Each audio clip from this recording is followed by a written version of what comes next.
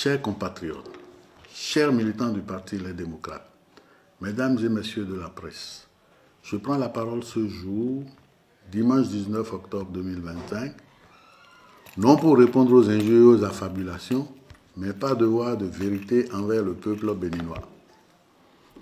Le temps de la politique de l'ombre et du mensonge organisé est révolu. Mon propos va donc s'articuler en 3 phases. 1. La preuve de la mauvaise foi des responsables du parti LD.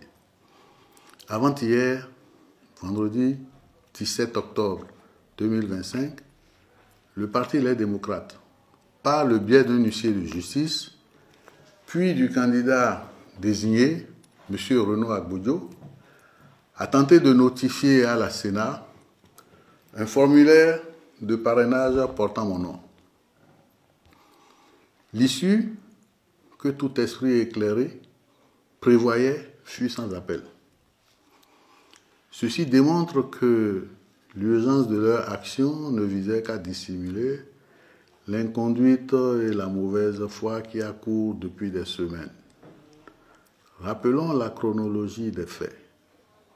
À la date du 2 septembre dernier, alors qu'il n'y avait aucun consensus et aucun débat ouvert sur la désignation du candidat au sein du parti, ma fiche de parrainage a été remplie au nom de Maître Renaud Agbojo. Comprenez-vous la gravité de cet acte, mes chers compatriotes?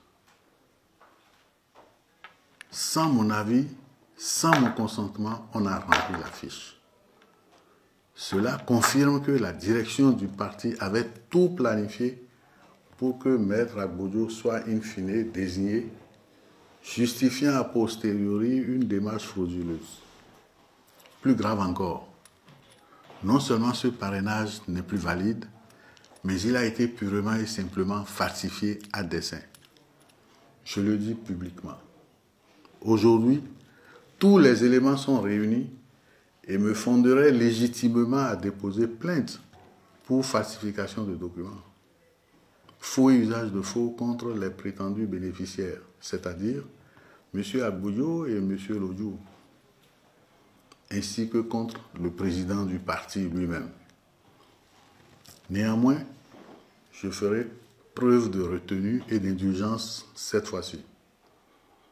J'estime que le parti Les Démocrates a déjà suffisamment de problèmes pour lui en rajouter celui de l'exposition devant l'opinion nationale et les tribunaux.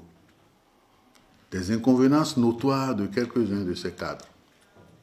De plus, avec eux, au fond, j'ai toujours entretenu des relations courtoises et respectueuses qui se passeraient bien de cet ultime supplice. 2. Contre les dérives du leadership. Je suis un homme de principe et d'idéal politique. Têtu pour certains, je suis prêt à me battre jusqu'au bout pour défendre mes convictions. Et dans le cas d'espèce, l'idée que je me fais de la justice en politique. J'entends les chuchotements, j'entends les insinuations ridicules selon lesquelles j'aurais pactisé avec Patrice Talon.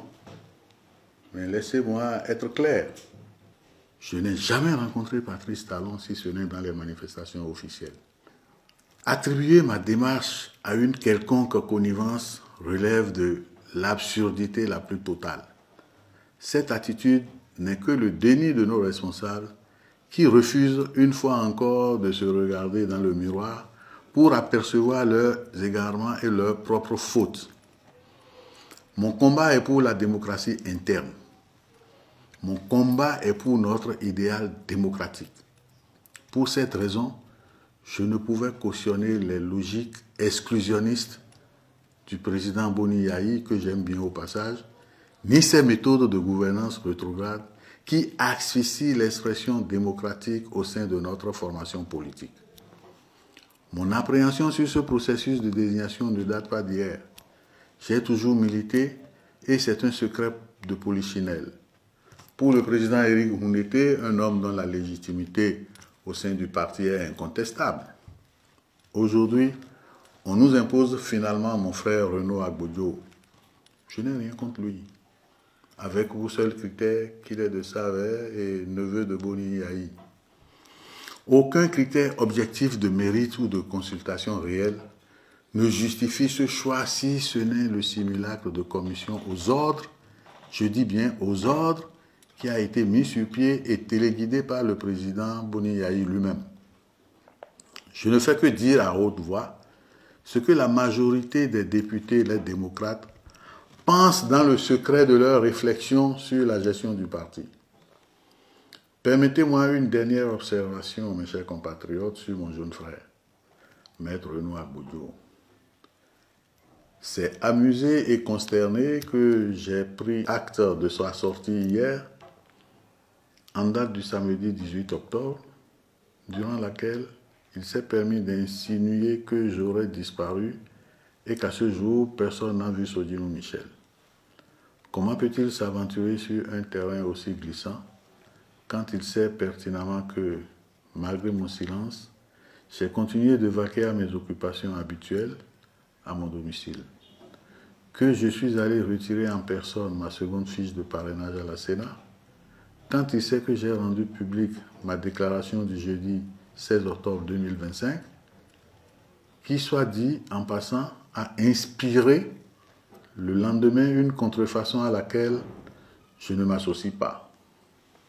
Comment peut-il à ce point se méprendre sur la vérité des faits? Lui qui sait que plusieurs cadres du parti, y compris notre aîné Saka Fikara, se sont rendus à mon domicile pour me rencontrer. Sans compter que d'autres, y compris lui-même, sont constamment restés en contact avec moi par téléphone ces derniers jours. Il suffit de consulter l'historique de nos conversations sur les applications de messagerie instantanée pour en avoir le cœur net. Mes chers compatriotes, voilà l'illustration parfaite des inconséquences de mon jeune frère. Celui d'entre nous qui était pressenti pour porter les couleurs du parti. C'est pathétique. Avec le recul et l'évidence de ces manœuvres, tout ceci me conforte dans ma position. Je suis davantage convaincu, et j'en rends grâce à Dieu, d'avoir fait le choix juste en n'accordant pas mon parrainage à Maître Renaud Agbodjo. J'en viens maintenant au point 3, c'est-à-dire le choix délibéré du président Boni Yahi de sacrifier le parti. Contrairement à ce qui est propagé, mes chers compatriotes, lorsque j'ai retiré ma fiche de parrainage, j'ai clairement indiqué par écrit au président du parti que je restais ouvert au dialogue. Le président Boni Yahi, avec qui je me suis entretenu par personne interposée, entre le retrait de ma nouvelle fiche de parrainage et l'expiration du délai de dépôt des dossiers, savait pertinemment que j'étais disposé à remettre cette fiche de parrainage, pourvu qu'une solution de consensus respectueuse des règles internes et du bon sens soit trouvée. Pourtant, face à l'ultimatum, il a préféré sacrifier le parti et sa participation aux élections sur l'autel de ses ambitions en maintenant l'imposition de Maître Renaud Agbodjo. C'est donc le président Boni Yahi en réalité qui est responsable à part entière de la disqualification du parti Les Démocrates à l'élection présidentielle par défaut de parrainage. C'est triste pour notre formation politique qui ne mérite pas ce genre de leader, excusez-moi. Je suis en colère, profondément en colère. Cette politique menée par le président Boni Yahi est d'un autre âge, mes chers compatriotes. Elle est celle des intrigues, du clanisme et du mépris de la base. Je pense qu'il est temps de tourner la page. Il est temps de faire la politique autrement, avec transparence, respect du mérite et une véritable orientation vers le service du peuple et de notre pays. L'avenir du Bénin mérite mieux que les calculs personnels et les méthodes désuètes. Je vous remercie.